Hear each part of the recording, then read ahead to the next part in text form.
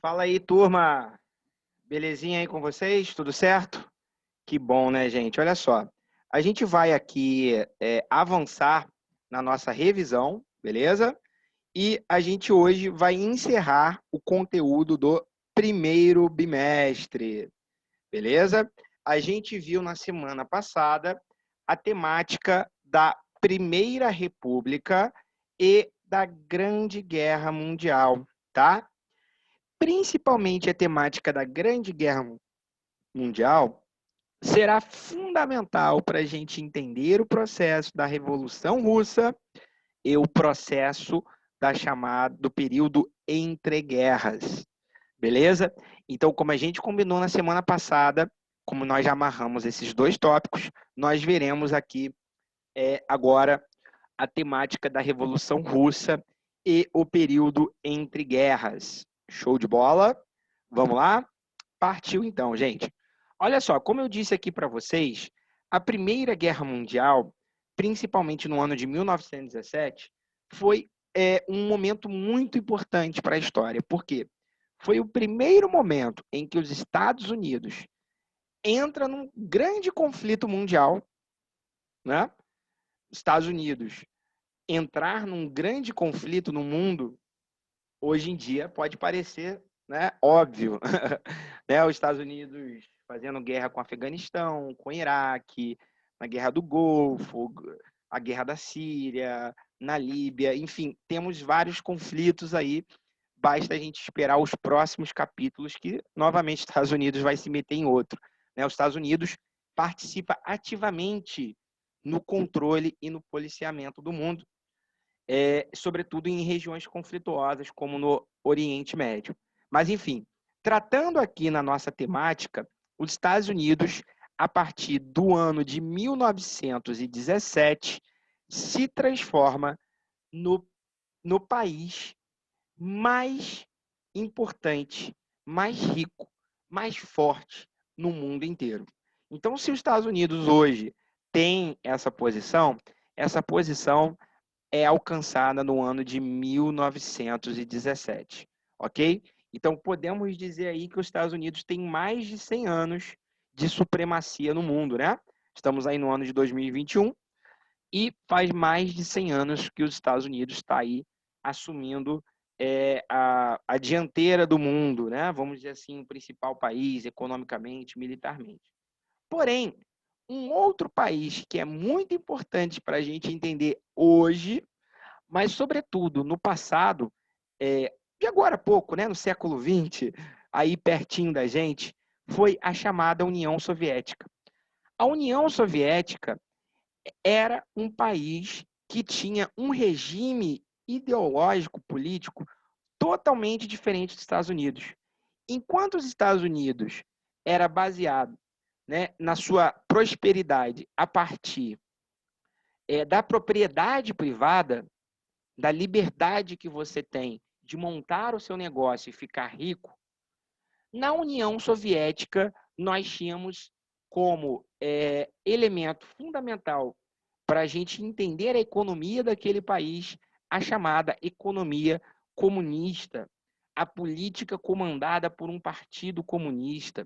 E o que é o comunismo, hein? Vamos lembrar novamente, é aquela ideia, né, que já existia muito antes na Europa, era a ideia de que enquanto houvesse a exploração econômica do homem, haveria justamente desigualdades, opressão, né? Desigualdades econômicas, pobreza extrema no mundo por conta do capitalismo. Então, a Rússia, durante muito tempo, na época em que ela foi União Soviética, comandada pelos comunistas, tinha um regime político, né, que lutava, pelo menos dizia lutar, pela igualdade econômica, né? Um regime político em que não era permitida a iniciativa privada. A ideia é que você tem de montar uma empresa e ficar rico. Por quê? Para os comunistas, isso é uma atitude que faz que, enquanto você fica rico, o seu funcionário é pobre, né? Enquanto você tem como empresário a oportunidade de viajar o mundo, o seu funcionário, que é aquele que te dá riqueza, não tem como nem ir para a praia de Muriqui, né?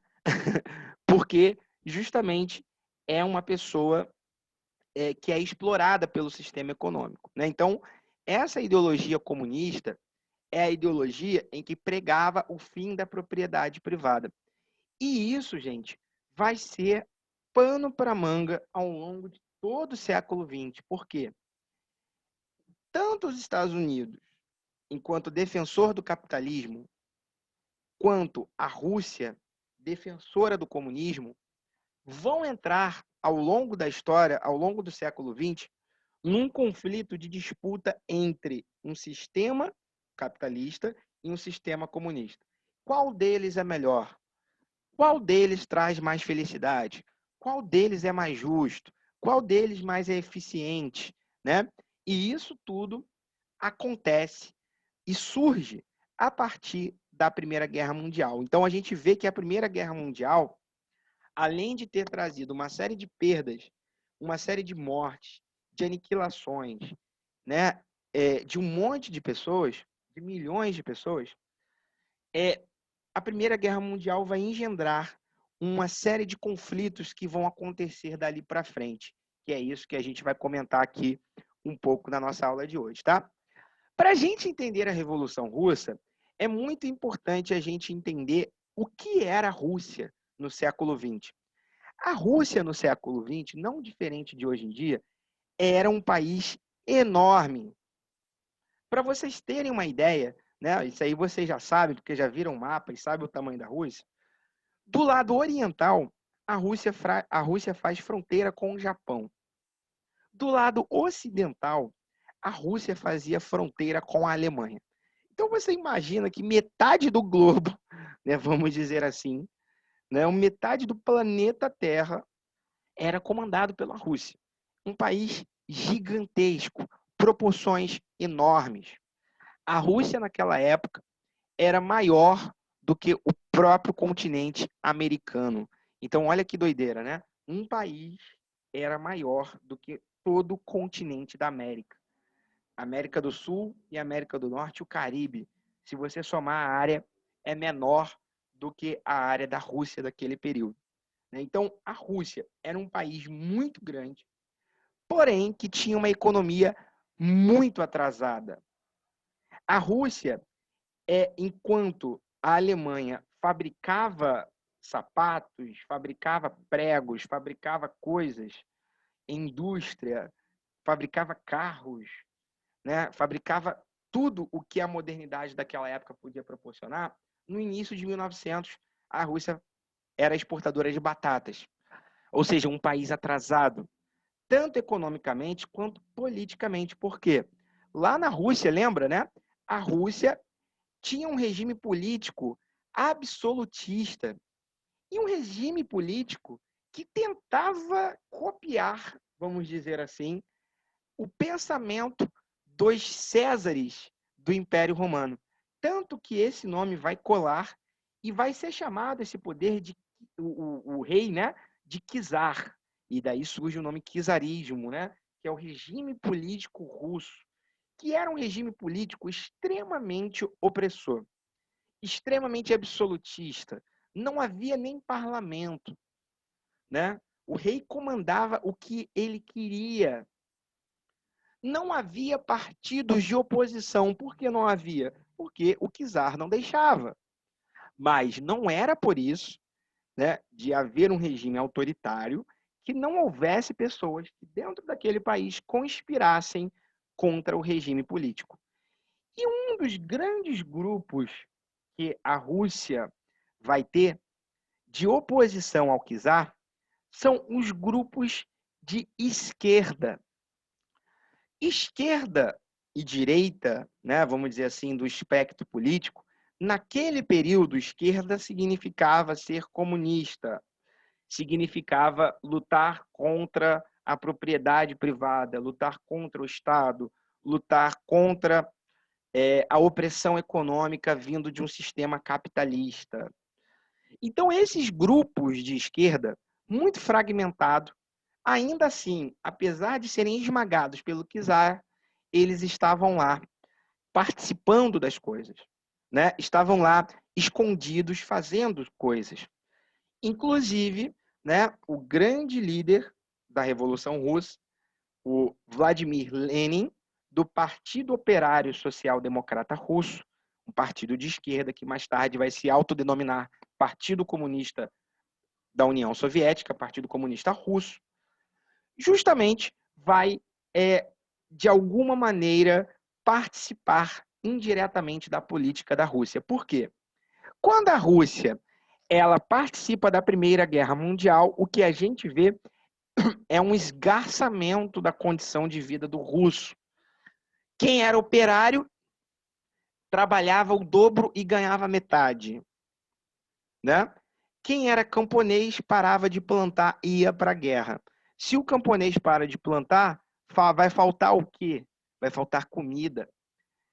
Faltando comida, aumenta o preço das coisas. Então, olha quanto problema a Rússia passou a ter no meio da Primeira Guerra Mundial. Era um país que estava lutando contra a Alemanha, mas que não tinha pernas para poder alcançar. Então, esses partidos de esquerda, de alguma maneira, nas principais cidades russas, eles vão ter uma influência enorme entre os trabalhadores. E vão, sim, justamente conscientizar, vamos dizer assim, né, vão pregar que os trabalhadores dessas cidades devam derrubar o czar. Ou seja, que façam revoluções. E o ano de 1917, aqui para a gente já ser direto, né? O ano de 1917 acontece a chamada Revolução de Outubro. O que é a Revolução de Outubro? O partido de esquerda, o partido bolchevique, comandado por Vladimir Lenin, um partido que passa a ter grande poder entre os trabalhadores.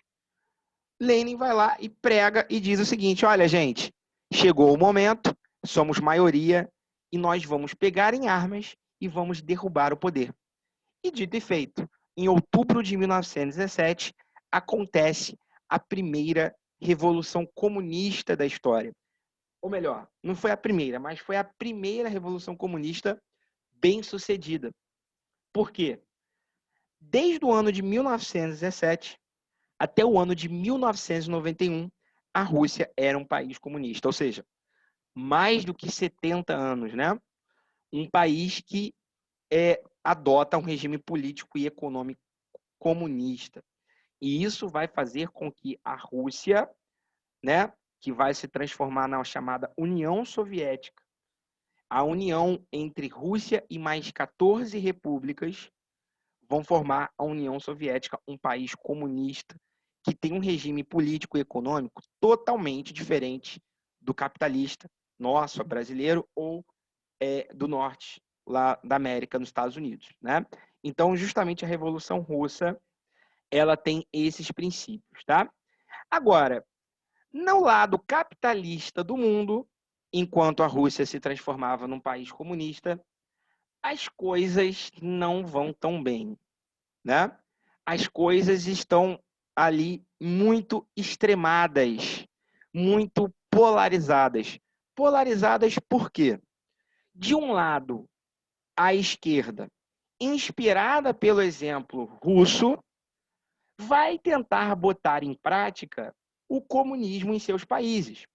Então, na Alemanha, na Itália, na França, em Portugal e até mesmo no Brasil, acontece uma série de movimentos de que pessoas de esquerda vão tentar chegar ao poder, assim como Lenin também chegou, a partir de uma revolução armada, tomando o poder à força. Então, justamente a esquerda passa a ter uma postura revolucionária e, por outro lado, a direita também vai partir para a extremidade. Sobretudo em países como Alemanha e Itália.